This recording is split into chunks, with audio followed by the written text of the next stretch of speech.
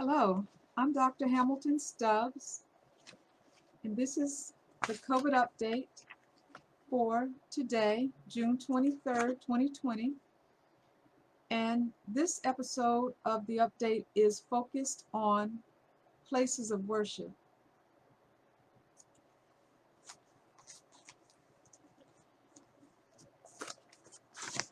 When we reopen places of worship, there are two sets of responsibilities. Let's talk about the worshiper. It's important that we let the worshiper know that they do have some responsibilities so that everyone can be safe. Some of those responsibilities include wearing a mask, practicing social distancing, frequent hand washing, and avoid touching your face, nose, and your eyes, and avoid close contact with others. Know and practice the protected cough. And instead of coughing into an elbow, I suggest coughing into a tissue and then throwing that tissue away. Know the signs and symptoms of COVID-19 so that you can not come to the place of worship if you are experiencing these symptoms. The best place to stay up to date with these symptoms is on the Virginia Department of Health website, COVID-19 Checker. This application allows you to put in your symptoms, and then it tells you if you need to stay home, self-quarantine, or head out to see a health provider. If you have respiratory symptoms, follow the CDC guidelines and don't attempt to self-diagnose. There's a tendency to say, well, it's just my allergies, but it may not be your allergies. So don't self-diagnose. If you have respiratory symptoms, take necessary precautions. It is possible that it's your allergies, but you could have allergies and be infected with the coronavirus.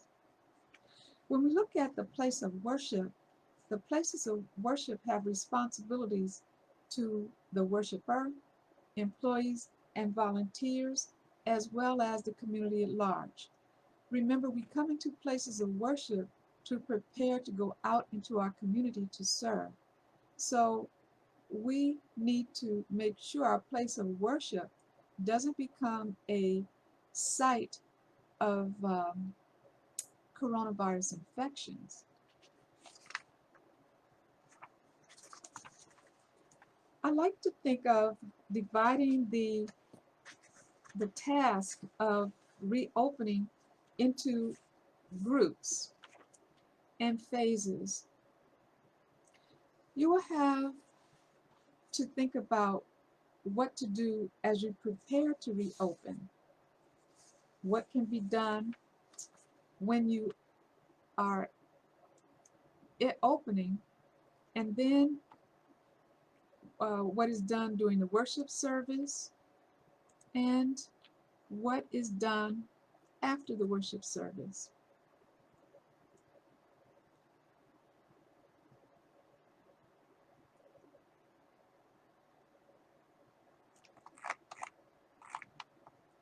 So I'm trying to get to the table of content because this is how we'll cover what we should be doing as we prepare. So part of the considerations,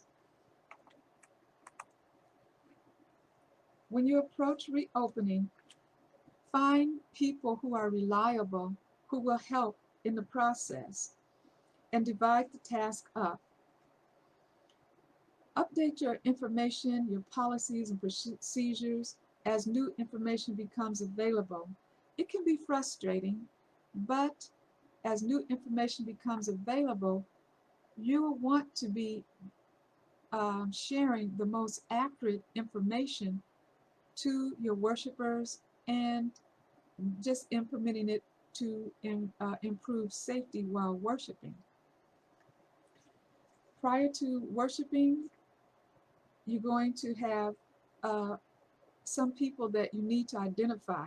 If you have a small congregation and you don't have enough people, consider partnering with another place of worship so that maybe you can share people who will do this work together.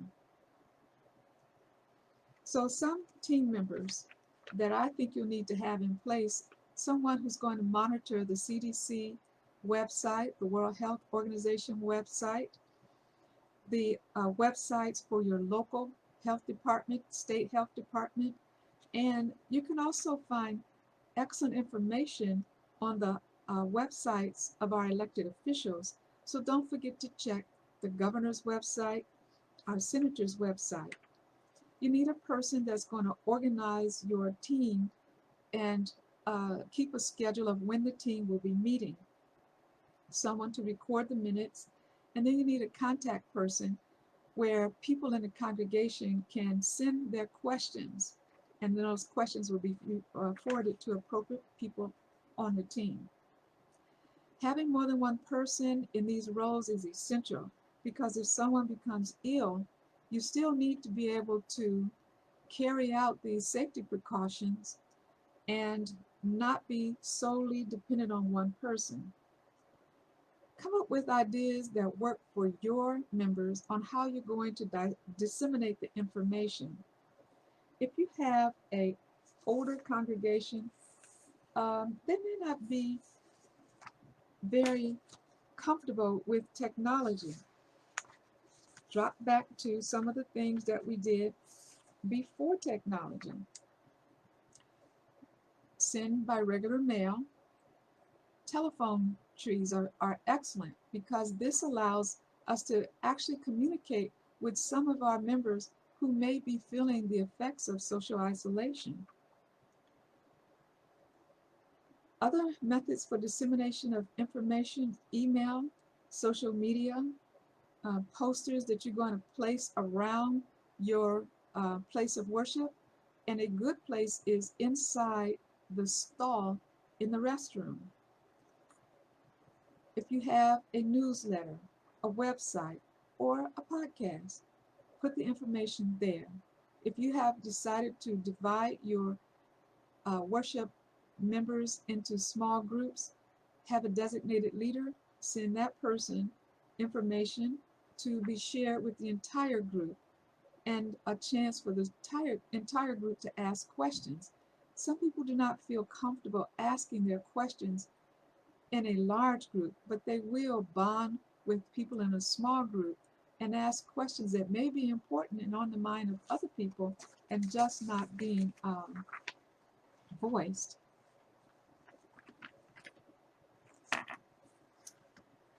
Don't forget the mental health considerations. Prepare people for change. People need to know that we are not going to be coming back into our places of worship the same way we left them. We will need to take some precautions. And these precautions should be things that people are made aware of prior to coming into the facility. So prepare the worshiper for change. And then remind them that there will be changes. I think it's good to prepare for at least 2 weeks before you plan on reopening. Post changes in the parking lot, on posters or signs, in the walkway of buildings, at the door, in various places around the building. And then make sure that you're emailing information and keeping your worshipers up to date about how the worship procedures will change. Post those changes on the website. There's a preparation for change and then reminder of change. Preparation for change is educating worshipers about what to expect and why. In my experience, when people understand why something should be done and the consequences of if it is not done, they are more likely to accept the change and make the effort to change, and it also becomes less intimidating. You'll want to let them know that there'll be changes in the parking area. For example, everyone can't get out of their car at the same time and walk toward the door. This would create a congested area. Let them know that you may not be able to sit in your favorite seat because the seating will be marked so that everyone is 6 feet apart at a minimum. Let them know about using the restroom. You will have to make sure that even in the restroom, people are social isolating. So you may have to wait until someone exits before you can go in.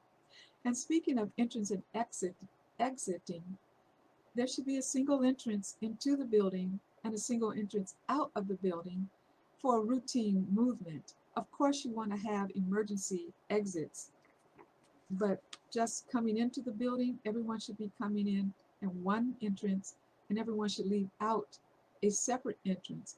And this avoids big crowds or people having to um, pass a large group of people if you can have them entering one in, exiting another in, and then having them follow ushers, the direction of your ushers.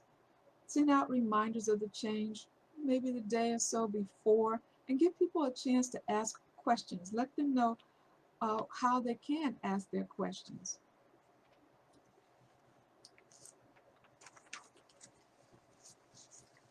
Before you open, you want to make sure that you have enough information to promote healthy hygiene practices. This is hand washing.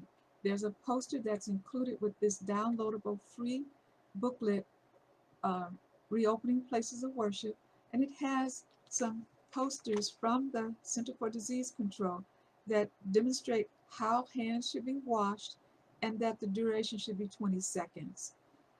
A cloth face covering should be worn by everyone. Now, there are some exceptions. People who have respiratory problems and young children under 2, it's not recommended that they wear face coverings. I have seen a lot of people who say they cannot breathe with the mask, but you want to make sure people are actually using the mask correctly and the right size, and there's different styles of masks. So rather than wearing the mask incorrectly, which is below your nose or under your chin so that your mouth and nose are exposed, try changing to different types of masks. And even a scarf is better than no covering. It offers some limited protection. Make sure that you have the staff available to intensify cleaning, disinfection, and then look at ventilation. Cleaning and disinfection are not the same. Cleaning is what you were doing before the pandemic. This is removing dirt, grime, trash that's left behind. And then disinfecting is using those approved solutions that have been shown to kill the coronavirus. I like the simple solution of bleach and water, but you want to look at the recommendations from the manufacturer on cleaning whatever it is that you are going to be cleaning.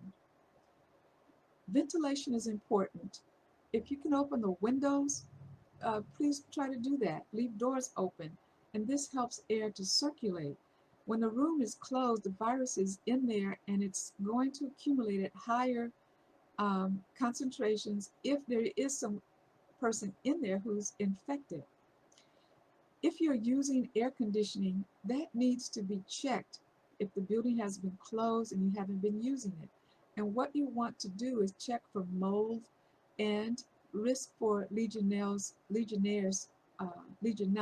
which causes Legionnaire's disease. If you don't have someone who can do this for you, you may need to hire a professional person to make sure that your air conditioning air conditioner system isn't harboring mold and other bacteria and viruses that could be dangerous. Promote social distancing and have some way for people to know where 6 feet is. Little marks on the bench, marks on the floor, and signs that remind people social distancing. Minimize sharing of worship materials. So the hymnal may need to be replaced. I don't recommend everyone printing on paper your songs that you're going to be singing, or singing is really not recommended, but your material. I prefer that you have it projected on a wall, posted on social media where people can look at it on an electronic device, a personal electronic device. And you will need to have more than one microphone if you have more than one person speaking. Decreasing the spread during the service. When you are in the service, the best ways to decrease the spread is to practice the recommendations from the Center for Disease Control.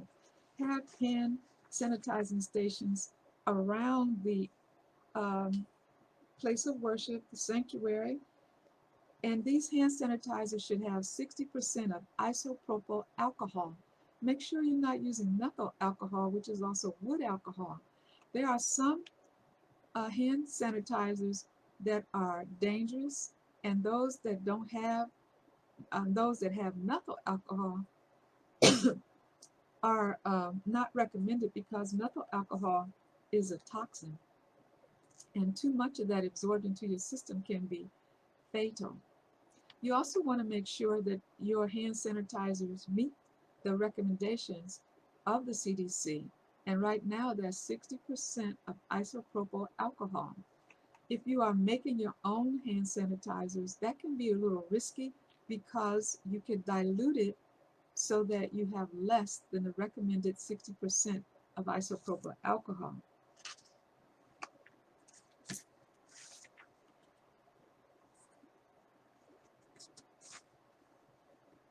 Replace the choir with a soloist and have that person in a separate area because singing causes the virus to spread more. You can also replace the choir with a limited number of singers who are singing with a mask on preferably, and their own individual mask, and um, spaced at least 6 feet apart, and their own microphones. Prepare your building. Have seating marked, posters, signs reminding that social distancing of 6 feet at a minimum, and mark the entrance and the exits, and let people know ahead of time that they should wait in their seat for the usher to tell them how to exit the building. Have a place for people who appear to be sick so they can wait while you are waiting for their transportation to take them home or to a health facility. You may also want to section off places for families. Families can sit together if they're living together. Your place of worship should have personal protective equipment, masks for one, hand sanitizers. And this is for people who may show up not prepared with their own personal protective equipment. Identify your high-risk worshipers, and you may want to have them sit separately. Make sure they have a mask. And during the worship service, the most important thing that's going to be a change is not being able to hug. If you have a social hour where you go and welcome each other with a hug, replace it with something else that allows you to practice the social distancing. Singing, that can be dangerous. Replace it with something else. And using reusable objects like your hymnal, your church fans or place of worship fans. These all have to be replaced. People may need to bring their own. Now, after the worship, there still needs to be some consideration of what to do. You want to clean the sanctuary or your place of worship like you usually do pay special attention to restrooms. The virus tends to live a little longer in the restroom. Your person who's cleaning should have the protective personal equipment. The room should be well ventilated, especially if you're going to use a vacuum. You may need to check the Center for Disease Control's website regarding using a vacuum cleaner in your place of worship. Once you have cleaned your sanctuary, then you go back and disinfect with your approved disinfectant solution.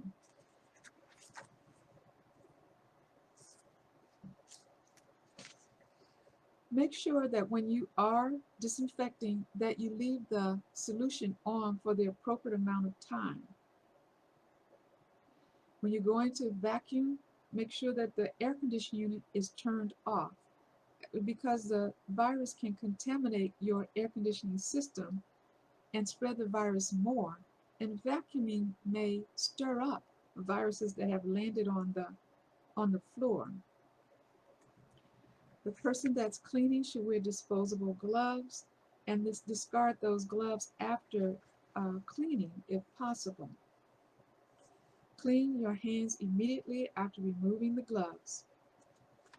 And use the 5-step method for washing hands. Wet your hands with running water and then apply a soap. The soap doesn't have to be a strong antiseptic soap, just one that lathers. And be sure to scrub your hands for at least 20 seconds. You might need a timer, or you could hum the happy birthday song at least twice.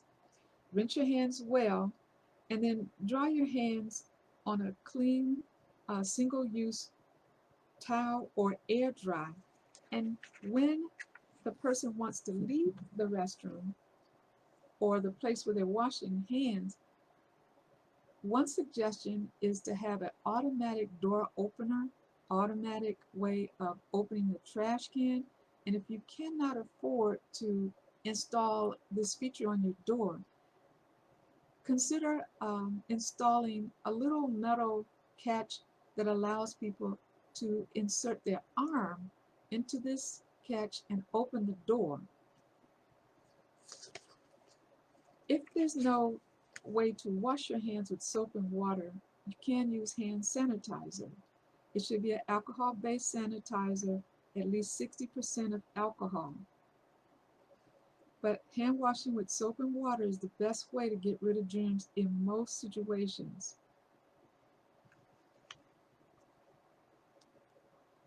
Ensure that the ventilation system is operating properly, and increase circulation from outdoors, especially if you're cleaning. And you can do this by opening the doors and windows, using fans. And in all matters, consider the safety of your younger people or disabled people who may not have the same cognitive function as others their age. By this I mean, make sure your chemicals are locked up and that you are not exposing people who have illnesses to harsh chemicals. You should never mix a bleach solution with another cleaner. So these are things to do after the service. If you are going to have another service or use the place of worship for something else that same day, it's very important that you clean and disinfect in between activities. If the building is closed and will not be used for about 9 days, which is beyond 1 week, then you don't have to be so detailed in your cleaning. But I like to just keep everything uniformed. And if the building is cleaned properly, then you don't have to worry if something happens and you need to get into the building and the 9 days hasn't passed. There are some legal considerations that you want to take into account. One person asked me, will people really sue the church? Well, I think the answer is in Malachi 3:8. Will a man rob God? The answer is yes. So you need to talk with your lawyer and talk with your insurance company representative if your place of worship has insurance, because you do incur some responsibility. The fact that the place of worship is exempt from some legal obligations does not mean that the place of worship will be exempt from gross negligence. So you want to find out about these things before you get yourself into trouble. Because if you are not following some of the guidelines on the health department website, you may be in non-compliance with the law. And if you are not following the law, it may void any kind of insurance policy that you have, and you could lose some of the protection that you may have in place otherwise.